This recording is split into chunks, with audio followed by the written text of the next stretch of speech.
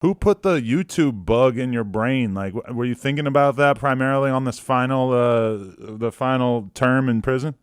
Nah, man.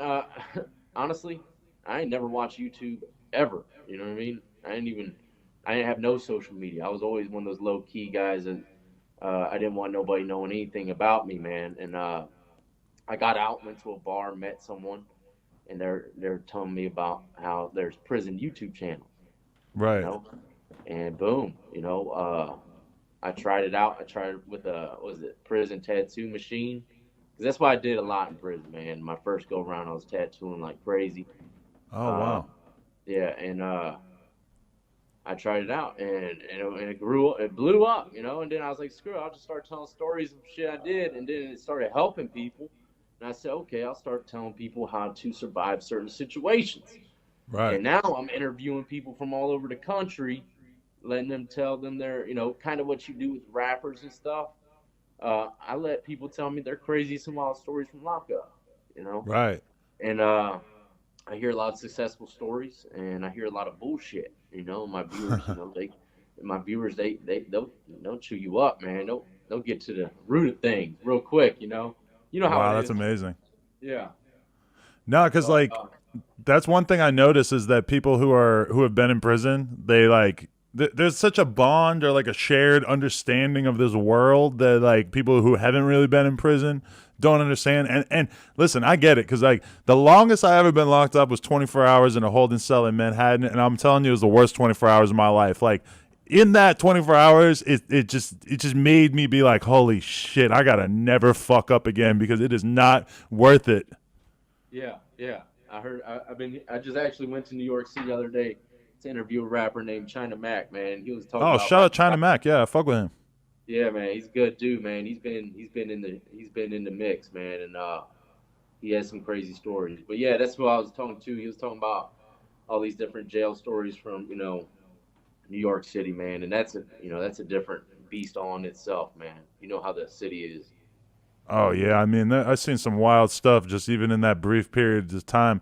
But man, like the YouTube thing, it's really helped to like change your life, right? Because I can only assume that you're getting out of jail and you're picturing what your lifestyle is going to be like, and you're thinking like I'm going to have a job, and yeah, maybe having a job and making an okay amount of money is a lot better than being in prison, but the YouTuber lifestyle must seem like a fucking dream to you in comparison. Just being able to create content and interact with people like that, it probably seems so much better than anything you could have ever hoped for when you're on the inside, right?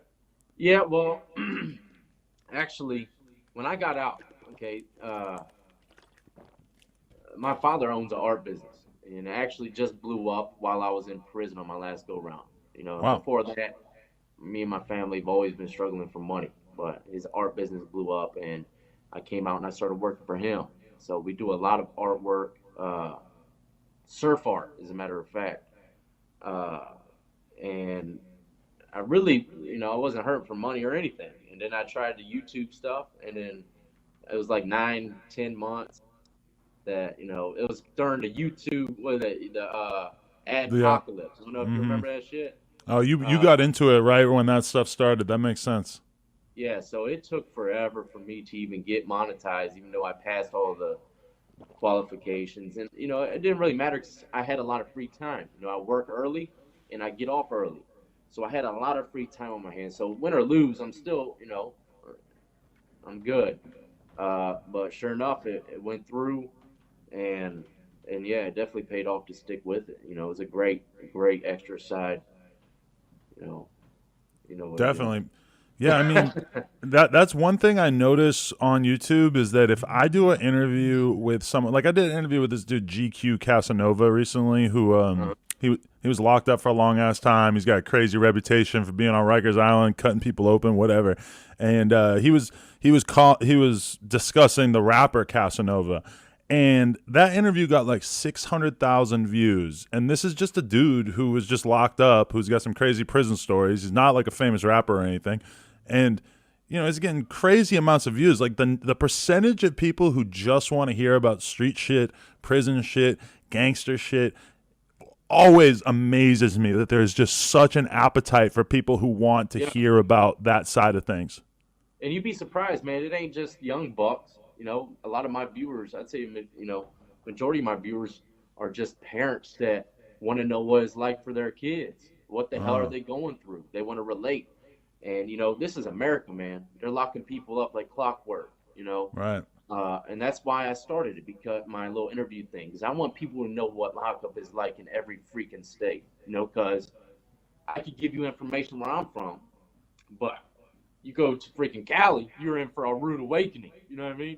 It's gonna be Yeah. totally different. It's the lockup system in America, man.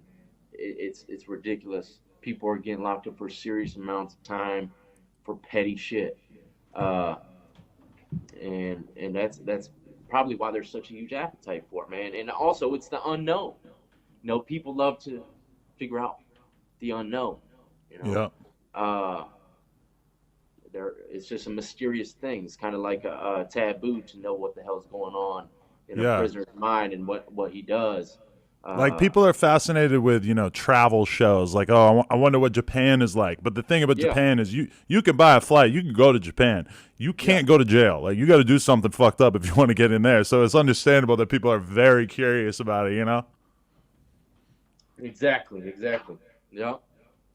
Damn, that's crazy. So, yeah, like, talk to me about your fans because I'm sure that you have just an incredibly eclectic and weird mix of people who watch your videos. Do you run into a lot of people who are really like of that gangster life, like people who are real street dudes that contact you and are thankful that you're like communicating about what they've been through?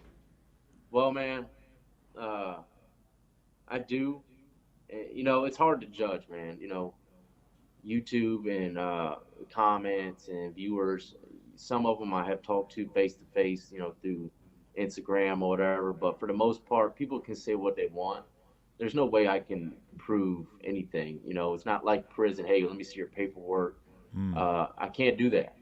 Uh, People can sound as gangster as they want in the comment section. You know how it goes. But for the Hmm. most part, there's no way I can judge. I just kind of sit there and not judge and just let people, regardless if they are 100% street or not, which I would never know. Sometimes people would say comments that I can tell that they've definitely been in the mix, just by reading it. And, Right. it's hard to explain, but yeah. And, there's other people where you can tell they're probably just 11-year-old talking like they're a gangster, you know what I mean? Yeah. Uh, but comment section and viewers, I do have great and amazing viewers, man. I have awesome support, man. uh, it's unbelievable, to tell you the truth. I had no idea that it would even get to this. I can't believe I'm even, you know in YouTube. I was talking to China Mac, and I'm talking to you. It's crazy, man, how stuff evolves in life, you know what I mean? No, yeah, I mean, I think that's one thing I get out of whenever I watch your channel is just that, it's so different because when you're in prison, it must be so hard to feel any sort of sense of hope. It must be so hard to find anything to look forward to, and then to see you actually being able to like, sort of find the same meaning through your content that I have, and just being able to have that excited feeling when you wake up to be able to just make stuff and to know that thousands of people are going to see it. I mean, that's a crazy positive feeling, and it just I don't know. It makes me feel really good when I see your channel, just knowing where your mind state must have been at a couple years ago and how different this must feel in comparison. Yeah, man. And it's just all about adapting, I guess. It's still in there. Survival, the fittest is still in there.